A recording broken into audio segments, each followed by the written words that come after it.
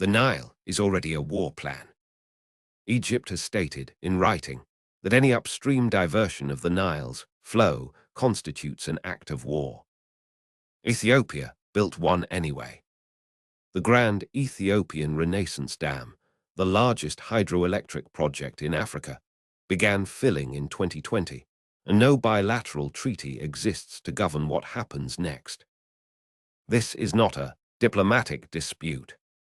This is the structural architecture of a water war, already assembled, waiting for the right provocation. The pattern you've noticed in the news, rising tensions over rivers, dams being treated as national security infrastructure, small nations making outsized claims on water sources, is not incidental. It is the leading edge of a resource competition that historians and security analysts have been tracking for 30 years. What you haven't been given is the structural logic that connects these individual cases into a single, legible pattern. That logic exists, and once you see it, every future water-related headline reads differently. The real axis of the coming century's conflicts is not territorial, ethnic, or even ideological. It is hydrological. Water, specifically fresh water, is the resource that cannot be substituted, synthesized at scale, or reliably moved across geopolitical boundaries. Oil can be replaced.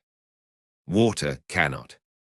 And unlike oil, freshwater is not distributed according to the existing political map.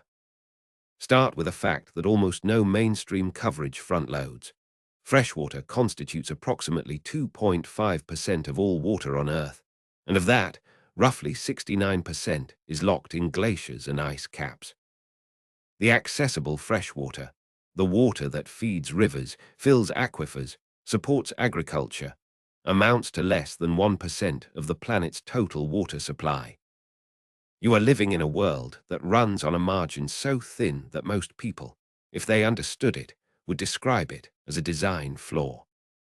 Peter Glake, co-founder of the Pacific Institute, published a chronology of water conflicts in 1994 that has been continuously updated since.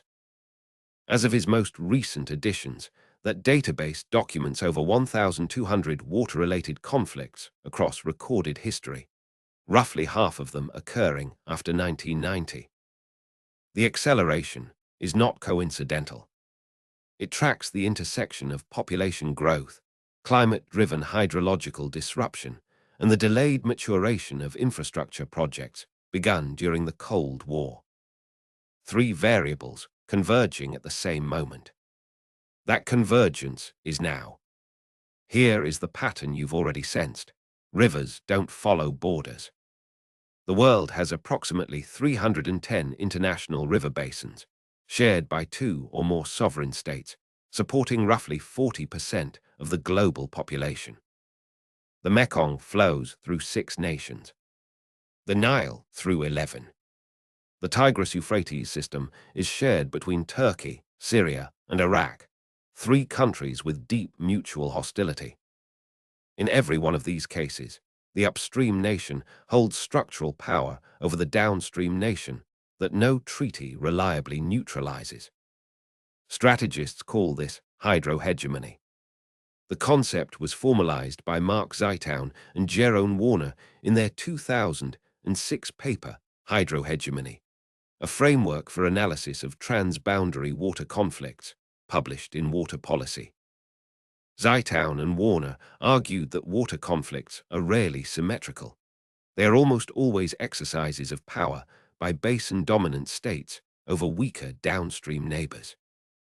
The upstream state controls timing, volume, and quality. The downstream state can negotiate, litigate, or threaten force. It cannot engineer its way out of geography. This is what makes the Turkey-Syria-Iraq dynamic so clarifying. The Southeastern Anatolia Project, the GAP project, which Turkey has been building since the 1970s, comprises 22 dams and 19 hydroelectric plants on the Tigris and Euphrates rivers. When Turkey fills those reservoirs, the flow into Syria and Iraq drops. dramatically. Iraq received a 60% reduction in Euphrates flow during peak GAP filling periods. No international water law compels Turkey to release more. The UN Watercourses Convention, which theoretically governs such disputes, has fewer than 40 signatories. Turkey is not among them. The deeper question, the one most coverage never reaches, is why international water law is so structurally weak. The answer is not bureaucratic failure. It is strategic design. Upstream states have no incentive to ratify binding frameworks that constrain what they can do with a resource they control physically. The absence of governance is itself a form of governance, one that privileges geography over diplomacy. Compare this to oil. The international oil market, for all its instability, operates within a framework of price signals, substitutable producers, transportable product, and fungible contracts. If Saudi Arabia reduces output, markets adjust, producers elsewhere compensate, consuming nations draw down strategic reserves. The system is volatile but flexible. Water has none of these properties. It is heavy, expensive to transport long distances, non-substitutable for food production, and generated by precipitation events that no government controls. Mawadere's work in the origins of the Syrian conflict, Climate Change and Human Security, 2020, traces how a drought between 2006 and 2010, the worst in Syrian recorded history, drove approximately 1.5 million agricultural laborers into Syrian cities, already under economic stress from Turkish upstream development. The resulting urban pressure contributed directly to the social conditions that preceded the 2011 uprising. This is what water insecurity as a conflict accelerant looks like in practice. It rarely announces itself as a water conflict. It arrives dressed as something else: political grievance, ethnic tension, economic collapse. The water is the substrate, invisible beneath the surface headline. Here is a historical parallel that carries precise structural weight. In the 1960s, India and Pakistan negotiated the Indus Waters Treaty under World Bank mediation, one of the most cited examples of successful water diplomacy in the post-colonial era. The treaty divided the Indus River system between the two nations. India received the 3 eastern rivers, Pakistan the 3 western. It held through 2 wars. It held through nuclear escalation. It survived 1971, Kargil, and the post-2001 tension period. For half a century, it was cited as proof that water could be separated from conflict. In 2024, India formally notified Pakistan that it intends to renegotiate the treaty. The notification invoked a modification clause that had never been used in the treaty's 60-year history. India cited climate change, specifically the accelerated melting of Himalayan glaciers that feed the treaty rivers, as rendering the original flow assumptions obsolete. Pakistan, which depends on the Indus system for 90% of its agricultural irrigation, described the notification as an act of existential threat. What you are watching is not a renegotiation. It is the upstream hydro-hegemon using a legitimate procedural mechanism to restructure an agreement that had previously been disadvantageous to it. The Indus Waters Treaty was built around fixed flow assumptions.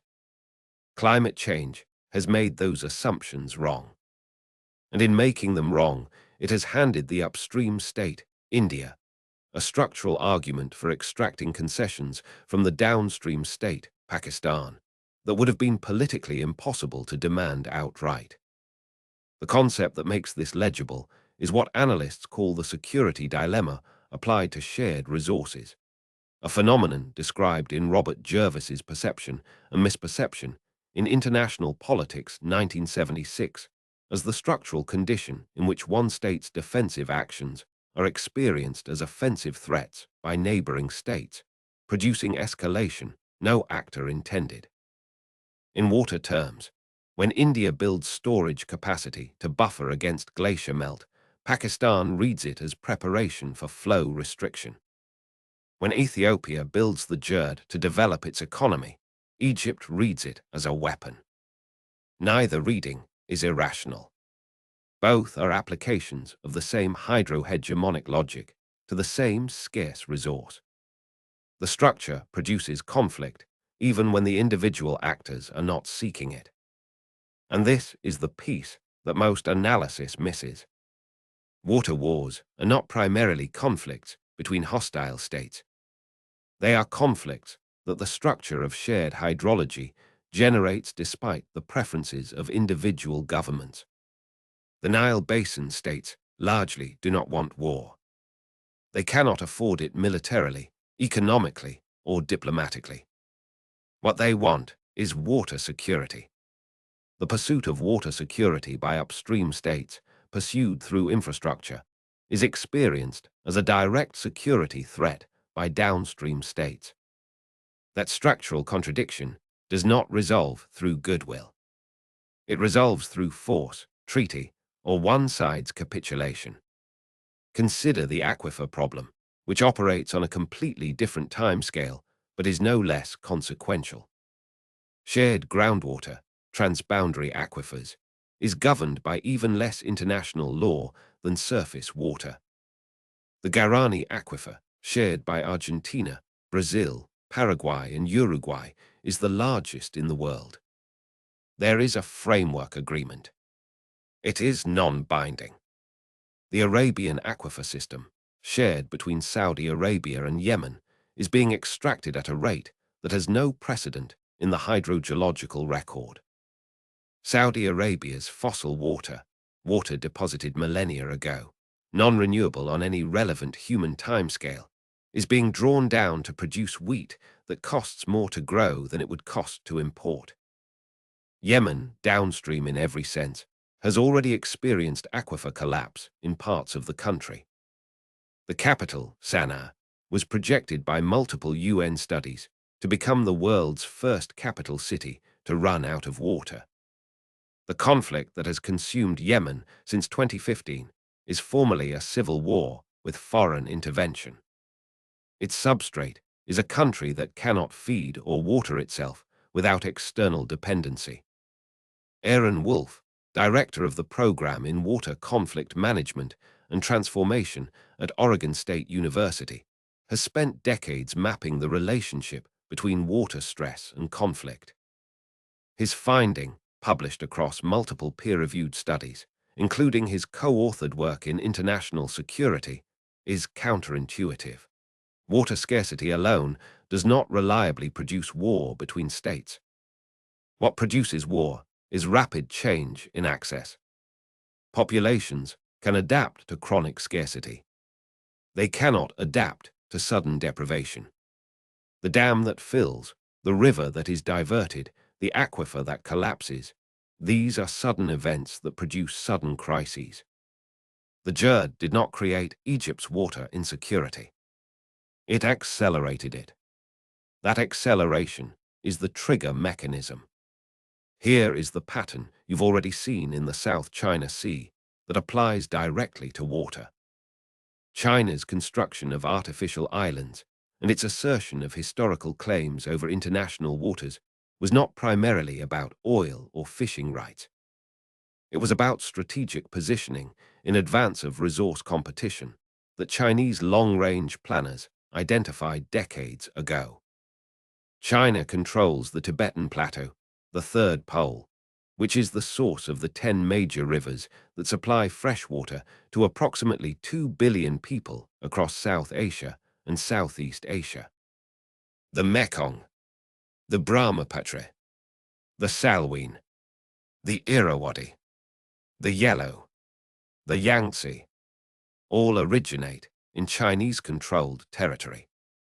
China has built more dams on these rivers than any other nation on Earth. On the Mekong alone, China has constructed 11 mainstream dams in Yunnan province. The downstream states Myanmar, Laos, Thailand, Cambodia, Vietnam have no binding mechanism to compel China to release minimum environmental flows. When Chinese dams held back water during the 2019 to 2020 drought, documented by the Eyes on Earth Monitoring Group in research commissioned by the U.S.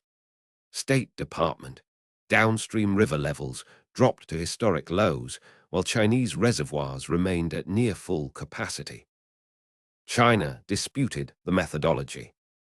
The Mekong River Commission documented the downstream impact regardless. This is hydro-hegemony at continental scale, and its strategic logic is identical to what you've observed in every other case. Upstream infrastructure investment, pursued for domestic economic and energy development, producing downstream vulnerability that translates directly into leverage. You don't need to threaten to turn off the water. You just need to have the capacity to do so. The historical precedent with the most precise structural resonance is the pre-World War I competition for the Nile that played out between British Egypt and British-controlled Sudan and the upstream territories of modern Ethiopia and Uganda. Barbara Tuchman's work doesn't directly address this, but David Waterbury's The Nile Basin, National Determinism and the Quest for Development 2002 traces how Britain's colonial management of the Nile was fundamentally a strategic exercise in water security, ensuring that upstream territories could not develop irrigated agriculture that would reduce downstream flow to Egypt's cotton industry, which was the financial foundation of British imperial presence. The entire colonial geometry of East Africa was partially shaped by Nile hydrology. The Fashoda crisis of 1898, in which British and French forces faced each other at a Nile junction in Sudan, was ostensibly about imperial prestige. Its underlying logic was about who controlled the river. That logic has never left. Egypt's strategic calculus has remained constant across monarchies, military coups, and diplomatic revolutions for over a century. The Nile is existential, and no upstream development that threatens it can be permanently tolerated.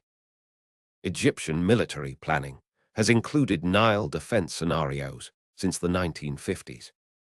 The language of Anwar Sadat in 1979, that water is the only matter for which Egypt would go to war again, was not rhetoric. It was policy, stated publicly, and it has remained policy under every subsequent government.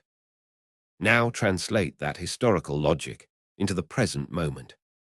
The GERD reached full operational capacity in its second filling cycle. Ethiopia has consistently rejected Egypt's demand for a binding agreement on minimum flow releases. Sudan, geographically between them, has oscillated between the two positions, initially opposing the dam, then recognizing that Ethiopian hydroelectric power serves Sudanese interests, now in a different political reality entirely following its own internal crisis. Egypt cannot militarily destroy the GERD without triggering a regional war. It cannot afford with an African Union. It cannot alienate. It cannot negotiate binding terms Ethiopia will accept. It cannot engineer alternative water sources quickly enough to compensate for reduced Nile flow. It is in the structural position of a downstream state facing an upstream fait accompli, which is the position that historically precedes either capitulation or escalation. John Mearsheimer, in The Tragedy of Great Power Politics 2001, argued that states in the international system are structurally compelled to pursue relative advantage over rivals because the absence of a supranational enforcer means that any apparent security is always conditional and temporary. Applied to water, no downstream state can permanently trust upstream forbearance. The structural incentive is always to develop your own upstream capacity, reduce your dependency on a rival's restraint, or compel that restraint through force or credible threat. Egypt cannot build dams upstream of Ethiopia. It can threaten force. It has. repeatedly. That threat has not stopped the dam. There is a technology dimension that most geopolitical analysis of water conflict systematically underweights. Desalination is real, functional, and expanding. Saudi Arabia and Israel now produce significant portions of their freshwater through desalination. The cost curve has been falling. The energy cost has not. Desalination at scale is energy-intensive, which means it is feasible for wealthy, energy-rich, or geographically small states. It is not feasible as a primary water source for a country of 110 million people dependent on agriculture, which is what Egypt is. It is not feasible for Pakistan's agricultural heartland, or for the Mekong Delta's rice production, or for the 600 million people in sub-Saharan Africa who live outside the cost envelope of large-scale water technology deployment. Virtual water, the concept developed by Tony Allen at King's College London in the 1990s, describing the water embedded in traded food products, offers a partial structural release valve. A water-scarce country that imports wheat is effectively importing the water it would have used to grow that wheat domestically. Israel and Jordan have built significant portions of their water strategy around virtual water imports. But virtual water dependency requires stable trade relationships, foreign currency reserves, and functioning global food markets. In a world where climate disruption is simultaneously reducing food production in multiple regions, the assumption of stable food markets is not guaranteed. The release valve may not be available precisely when it is most needed. Here is what the structural logic demands. The 21st century will not produce a single, legible world war over water with a declared start date and an identified aggressor. What it will produce, what it is already producing, is a cascade of localized, partially deniable water-adjacent conflicts in which water stress is the substrate and something else is the stated cause. It will produce infrastructure competition, dam building as strategic investment, not development policy.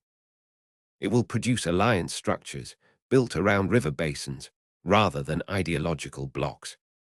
Egypt and Sudan's shifting alignment. India and Nepal's quiet hydraulic diplomacy.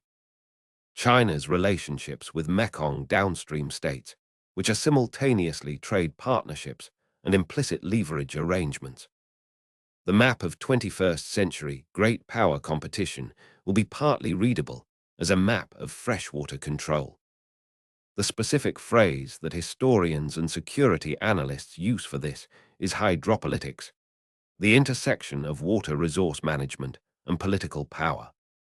Miriam Loewy's Water and Power, The Politics of a Scarce Resource in the Jordan River Basin, 1993, established the foundational argument that water management is never purely technical. Every dam is a political act. Every irrigation treaty is a security document. Every aquifer extraction rate is a strategic decision. You have been watching hydropolitics operate in plain sight, described in the language of development and climate and diplomacy, stripped of the structural logic that makes it legible. The last time this happened, the last time a non-substitutable strategic resource was controlled by geography rather than markets, where upstream position determined power, and where existing international law provided no reliable framework for resolution, it was not oil. It was access to the sea. The naval competition of the late 19th and early 20th centuries, in which industrial powers invested in fleets and forward bases to secure maritime access routes for their economies, produced the alliance structures and arms races that preceded 1914. The resource at stake was not the sea itself, but the trade and food supply it enabled. The logic is identical. The resource has changed. You are watching the early stages of a structural competition whose middle and late stages will be determined by where freshwater comes from, who controls the infrastructure that moves it, and which states have built sufficient alternative capacity to resist hydraulic coercion.